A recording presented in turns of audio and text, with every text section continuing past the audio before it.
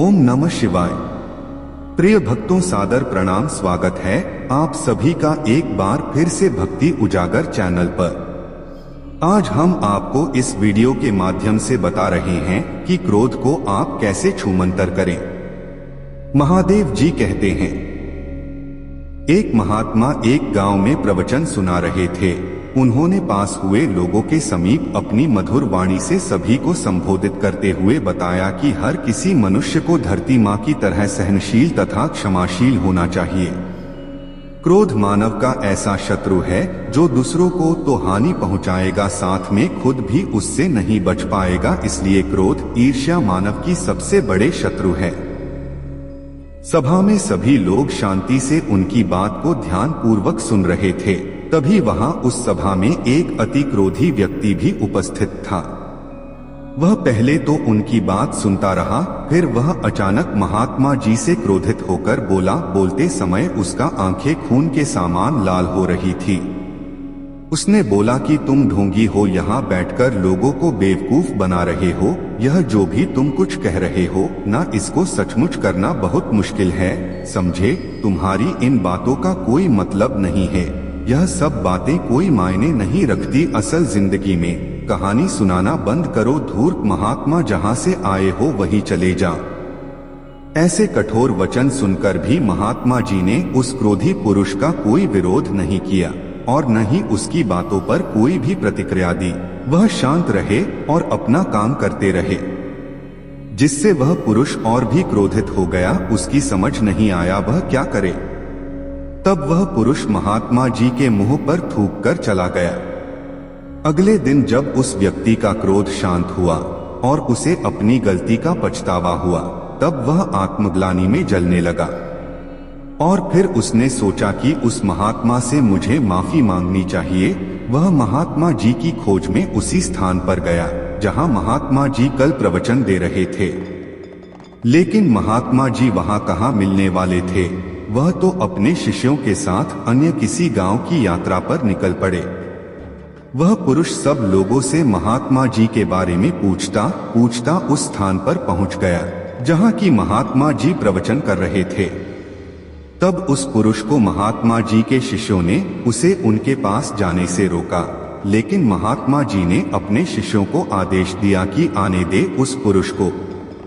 तब वह पुरुष महात्मा जी के चरणों पर गिर गया, उनसे बोला, मुझे क्षमा कीजिए महाराज। उसने महात्मा जी से पूछा, क्या आप भूल गए हो कि मैं वही जिसने कल आपका इतना अपमान किया था। मैं अपने दुष्ट कृत्य की आपसे माफी मांगता हूँ। तब महात्मा जी ने बड़े शालीनता से उस पुरुष से बोले कि कौन सी बात। तब उस पुरुष ने बड़ी हैरानी से महात्मा जी की ओर देखा।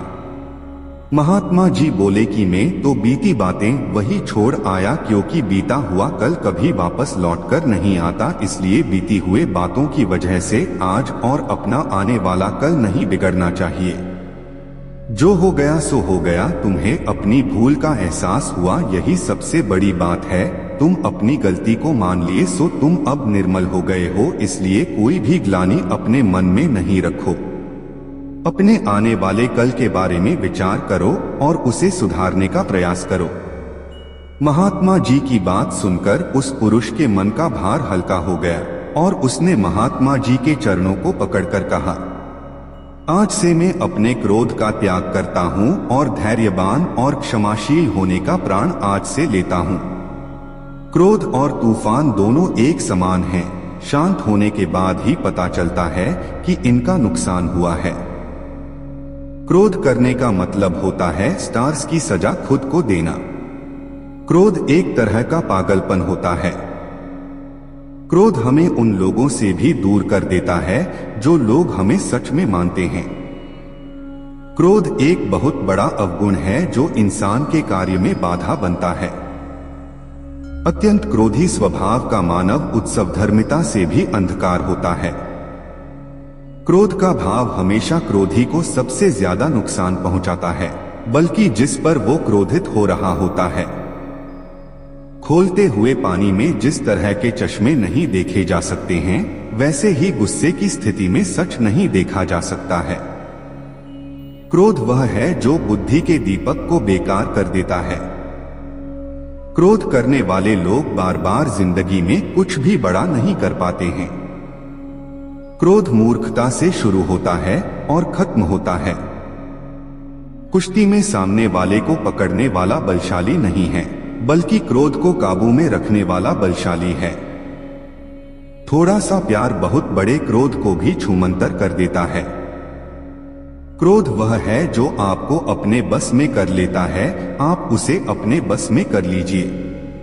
मूर्ख और ज्ञानियों में प्रमुख अंतर यही है कि मूर्खों को क्रोध आता है। मूर्ख का क्रोध नगाड़े के समान शोर करता है, किंतु बुद्धिमान मनुष्य का क्रोध गहरी झील के समान शांत रहता है। अगर कोई मनुष्य स्वयं के क्रोध पर काबू नहीं पा सकता, तो वह दूसरे के क्रोध का सामना करने से नहीं बच सकता। क्रोधी व्यक्तियों को दूर रखना चाहिए, जैसे पक्षियों को उड़ान से वे दूर हो जाते हैं। क्रोधी व्यक्ति की निकटता से हमारा स्वभाव प्रभावित होता है। क्रोध और उबलता पानी एक समान है। क्रोधी भलाई नहीं देख पाता और खौलते जल में प्रतिबिंब नहीं दिखता। किसी के प्रति मन में क्रोध को दबाए रखने से अच्छा है कि उसे सरल शब्दों में तुरंत व्यक्त कर दिया जाए। इससे क्रोध की अग्नि शांत हो जाती है। क्रोध को जीतने के लिए मौन सबसे बड़ा शस्त्र है। क्रोध नरक की खान है, जिसे मुक्ति चाहिए वह क्रोध को छोड़ दे। क्रोध में व्यक्ति सच्चाई नहीं कहता, वह तब सिर्फ दूसरे का दिल दुखाना चाहता है।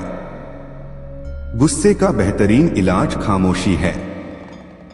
क्रोध से मनुष्य का विनाश होता है, इसलिए क्रोध को यमराज कहा जाता है। वह मनुष्य वास्तव में बुद्धिमान है जो क्रोध अवस्था में भी गलत बात मुंह से नहीं निकालता। जो मनुष्य अपने क्रोध को अपने ऊपर झेल लेता है, वही दूसरों के क्रोध से बच सकता है और अपने जीवन को सुखी बना सकता है। क्रोध से मूर्खता उत्पन्न होती है, मूर्खता से स्मृति भ्रांत हो जाती है, स्मृति भ्रांत हो जाने से बुद्धि का नाश हो जाता है और बुद्धि नष्ट होने पर प्राणी स्वयं नष्ट हो जाता है। क्रोध को पाले रखना गर्म कोयले को किसी और पर फेंकने की नीयत से पकड़े रहने के समान है, इसमें आप ही जलते हैं। तुम अपने क्रोध के लिए दंड नहीं पाओगे, तुम अपने क्रोध द्वारा दंड पाओगे। ईर्ष्या और क्रोध से जीवन क्षय होता है। क्रोध को जीतने में मौन सबसे अधिक सहायक है। मूर्ख मनुष्य क्रोध को जोर शोर से प्रकट करता है, किंतु बुद्धिमान शांति से उसे वश में करता है। क्रोध से धनी व्यक्ति घृणा और निर्धन तिरस्कार का पात्र होता है।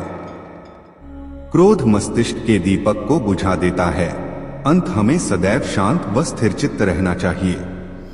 जो मनुष्य क्रोधी पर क्रोध नहीं करता और क्षमा करता है, वह अपनी और क्रोध करने वाले की महासंकट से रक्षा करता है। क्रोध वह तेजाब है जो किसी भी चीज पर डाले जाने से ज्यादा उस पात्र को अधिक हानि पहुंचा सकता है जिसमें वह रखा हुआ है। तो दोस्तों, हमें इस वीडियो से यह प्रेरणा मिलती है कि यदि अपने बीते हुए कल की गलती को लेकर हमें वर्तमान में उसका पछतावा न कर उस गलती को हमें अपने भविष्य में कभी नहीं करना चाहिए, क्योंकि दोस्तों बीता हुआ कल कभी लौटकर वापस नहीं आता। तो मित्रों, आज के लिए बस इतना ही। मिलते हैं एक और वीडियो के साथ, तब तक के लिए हर हर महादेव।